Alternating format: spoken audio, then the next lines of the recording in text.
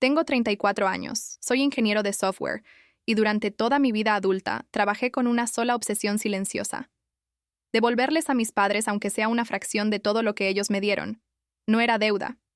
Era amor acumulado que no sabía cómo expresar con palabras, entonces lo expresé con trabajo, con sacrificio, con años de noches sin dormir frente a una pantalla. Soy el hijo mayor de dos personas que lo dieron todo por mí y por mis hermanas sin jamás pedir nada a cambio. Esta es la historia del día en que llegué a la casa que construí para ellos, y encontré algo que cambió mi vida para siempre. Recuerdo exactamente el momento en que entré por esa puerta. El sol de la tarde golpeaba el lago y lo hacía brillar como si el agua estuviera hecha de oro líquido. Caminé despacio por el sendero de piedra que yo mismo había elegido, con el corazón latiéndome tan fuerte que podía escucharlo en mis oídos. Y entonces lo vi. Un hombre que yo nunca había visto en mi vida estaba sentado en la terraza de madera, frente al lago, en la silla favorita de mi padre. Tenía las manos apoyadas sobre las rodillas, la cabeza inclinada hacia el agua, y una taza de café humeante a su lado, como si llevara años viviendo ahí. Llamé. Nadie respondió. Di otro paso. El hombre se giró lentamente y me miró. Y en ese instante, algo dentro de mí se quebró de una manera que todavía no sé explicar del todo. Pero para entender lo que sentí en ese momento, necesito contarte desde el principio. Mis padres, Elena y Roberto Ríos, se casaron con 20 y 21 años respectivamente, en un pueblo pequeño al norte del estado, sin dinero, sin propiedades, sin ninguna red de seguridad. Mi madre era hija de un carpintero que murió joven. Mi padre era el mayor de 7 hermanos y había tenido que dejar la escuela a los 16 para trabajar. Se conocieron en una heladería donde ella servía los domingos. Él entró, pidió un helado de vainilla, y dice que cuando ella se lo entregó con esa sonrisa suya, supo que no quería pasar un solo día de su vida sin esa sonrisa cerca. Se casaron 2 años después en una ceremonia pequeña, con flores del jardín de la abuela y sin luna de miel, porque no alcanzaba el dinero. Durante los primeros 10 años de su matrimonio, vivieron en un apartamento de 2 cuartos, donde las paredes sudaban humedad en invierno, y el techo amenazaba con ceder en cada lluvia fuerte. Tuvieron 3 hijos en ese espacio. Yo fui el primero. Luego vinieron Valentina y, después, Camila. Mi padre trabajaba doble turno en una empresa de distribución de materiales de construcción. Mi madre cosía uniformes escolares por las noches después de habernos acostado a nosotros. Nunca se quejaron. Nunca. Eso es lo que más me cuesta describir, porque no era resignación, era algo más profundo. Era la certeza absoluta de que lo que hacían valía la pena, que nosotros éramos la razón suficiente. Crecí viendo a mi padre llegar a casa con las manos endurecidas y los ojos cargados de cansancio, y aún así sentarse a la mesa a preguntarme cómo me había ido en la escuela. Crecí viendo a mi madre doblar cada billete con cuidado, calcular cada compra, sacrificar su propio abrigo nuevo para que yo tuviera zapatillas que no tuvieran huecos. Esas imágenes no se olvidan. Se graban en algún lugar del pecho donde no llega el tiempo. Cuando cumplí 17 años, mi padre me llamó al cuarto y me dijo algo que llevo tatuado en la memoria. Me dijo: Sebastián, yo no pude estudiar, pero tú vas a estudiar. Y no porque seas más que yo, sino porque tienes una oportunidad que yo no tuve, y sería una injusticia no aprovecharla. Lo dijo sin dramatismo, casi como si estuviera hablando del clima, pero sus ojos brillaban de una manera que me hizo entender que esa frase cargaba el peso de toda su vida. Estudié. Trabajé mientras estudiaba. Dormí 4 horas durante años. Me gradué con honores en ingeniería de sistemas. Conseguí trabajo en una empresa de tecnología, y luego en otra, más grande, y luego comencé a construir algo propio. Los primeros años de éxito profesional los usé para ahorrar con disciplina casi obsesiva. Cada mes separaba una parte. Primero fue el fondo de emergencia de mis padres, porque no quería que jamás volvieran a pasar una noche preocupados por un gasto inesperado. Luego pagué la deuda del carro de mi padre. Luego ayudé a mis hermanas con sus estudios. Y todo ese tiempo guardaba en algún rincón privado del corazón un sueño concreto. Quería darles una casa junto al lago.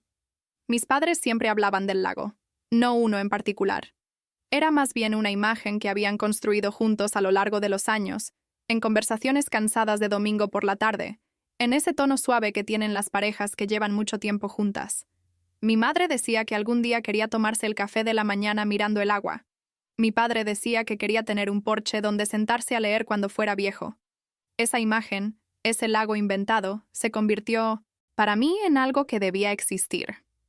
Cuando cumplí 32 años y mi empresa empezó a dar ganancias reales, tomé la decisión. Encontré un terreno a orillas de un lago natural a 2 horas de donde mis padres vivían. La vista era exactamente lo que había imaginado. Contraté a un arquitecto, le expliqué todo, le mostré fotos de cómo vivían, le hablé de quiénes eran ellos. Quería que la casa los entendiera, que los techos fueran altos porque mi padre se sentía asfixiado en espacios pequeños, que la cocina fuera grande y llena de luz porque mi madre pasaba la vida cocinando para otros y merecía cocinar en un lugar hermoso, que hubiera un porche amplio frente al lago, con 2 sillas exactamente del ancho correcto, para que 2 personas pudieran sentarse sin tocarse pero sintiéndose cerca. Tardamos 14 meses en construirla. $325,000. Cada centavo fue mío. De trabajo honesto y silencioso. No le dije nada a mis padres, tampoco a mis hermanas, porque sabía que ellas se lo dirían sin querer. La fecha elegida era su 40º aniversario de bodas. 40 años. La mitad de sus vidas juntos. Pensé que no había número más redondo, más cargado de significado. Organicé la sorpresa con cuidado milimétrico. Valentina los llevaría diciéndoles que era un viaje especial, un fin de semana que yo les había preparado en un hotel a orillas del lago. Mis padres no sospecharían nada, porque así soy yo, reservado, práctico, poco dado a los gestos grandes. Lo que no sabían era que esta vez el gesto sería el más grande de mi vida. Llegué a la casa 2 horas antes que ellos para asegurarme de que todo estuviera perfecto.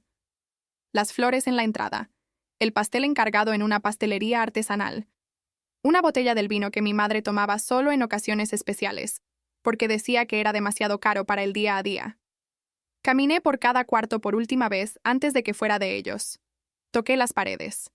Me quedé un momento en silencio en el porche, mirando el lago, y pensé en mi padre doblando billetes a los 22 años para pagar el alquiler de ese apartamento con humedad.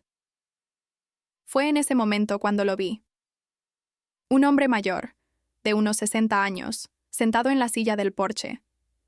Espalda ancha, cabello canoso, camisa de franela, una taza de café en la mesa de madera a su lado.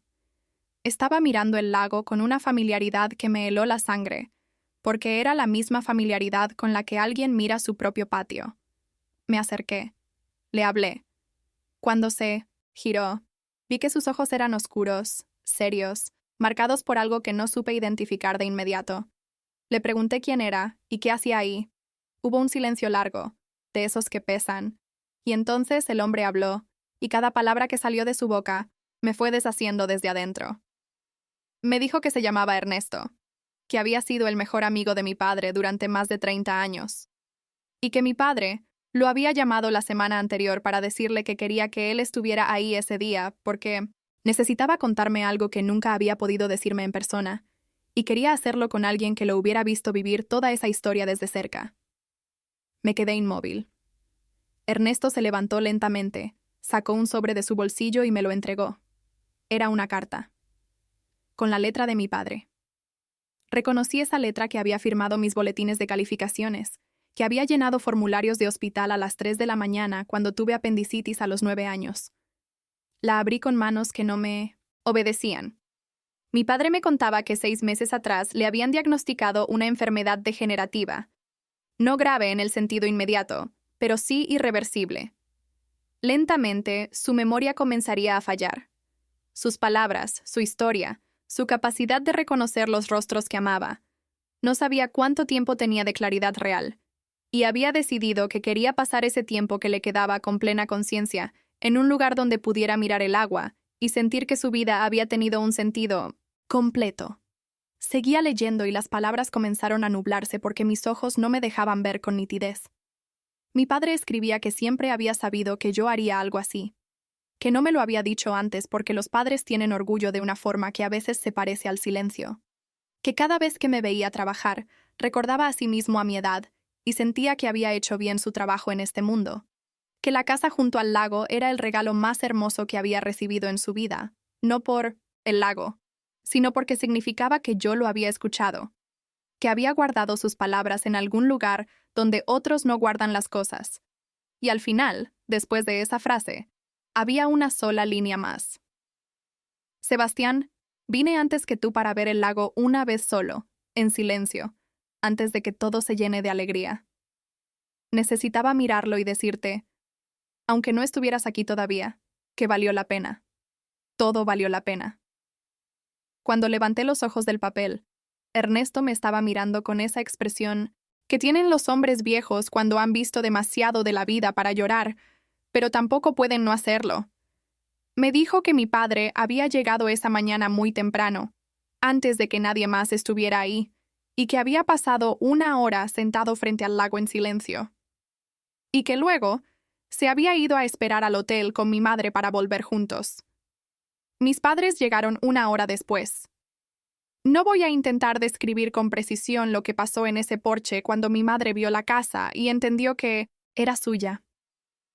Hay momentos que el lenguaje no alcanza a contener. Solo puedo decir que mi madre lloró de la manera en que lloran las personas que han aguantado mucho y de repente no tienen que aguantar más. Y que mi padre me abrazó con esa fuerza que tienen los hombres que no abrazan seguido, pero cuando lo hacen, es porque no tienen palabras suficientes. Me susurró algo al oído. Me dijo, «Escuchaste todo lo que nunca te dije en voz alta». Esa noche cenamos en el porche frente al lago. El sol se fue, cayendo lento, como si tampoco quisiera irse. Mi madre sirvió el vino que yo había traído, y dijo que esta vez no era demasiado caro para el día a día, porque este ya era el mejor día de su vida ordinaria. Mi padre se quedó callado un momento mirando el agua, y luego sonrió de ese modo suyo, tranquilo y profundo, como si hubiera llegado a algún lugar que llevaba décadas buscando sin saber que lo buscaba. No hablamos de la enfermedad esa noche. Hubo tiempo después para eso, para las conversaciones, difíciles, para los médicos, para los días grises que vinieron. Pero esa noche no. Esa noche fue solo del lago, del vino, del sonido del agua, y de 4 personas sentadas juntas, bajo el mismo cielo que habían compartido toda la vida. A veces pienso en el hombre que encontré sentado en esa silla cuando llegué. Pensé que era un extraño, y de cierta manera lo era. Pero también era el mensajero de algo que mi padre necesitaba decirme antes de que las palabras empezaran a escapársele.